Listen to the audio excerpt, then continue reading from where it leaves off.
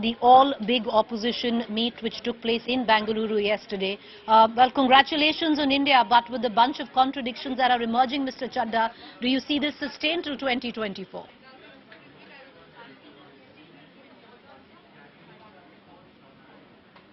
Well, I think it's a great beginning that political leaders and political parties have realized what the people of India want, and it is upon the call given by the people of India that all these political parties have come together under one banner.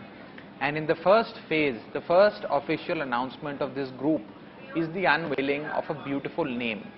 The name is India, which stands for Indian National Developmental Inclusive Alliance, an alliance in which all 135 crore population of India comes under. That's one banner under which people cutting across cultures, language, caste, creed, socio-economic backgrounds come together.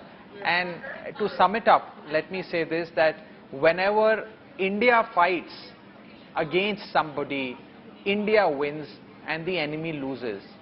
And this time in the year 2024 also, when India is up against a challenger, the challenger will lose and India will as always win.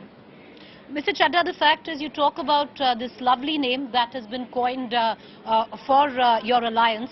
But I want to ask you, because there seems to be a bit of confusion. Were all political parties on board, because you were there in this meeting? So I'm going to ask you, because you were privy to the conversation.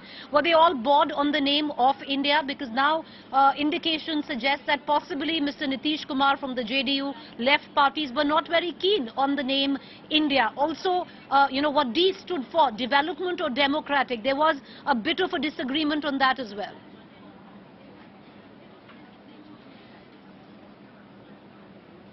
What you call as disagreement, I call that as a very healthy conversation among people who are wanting to become partners in progress of the country.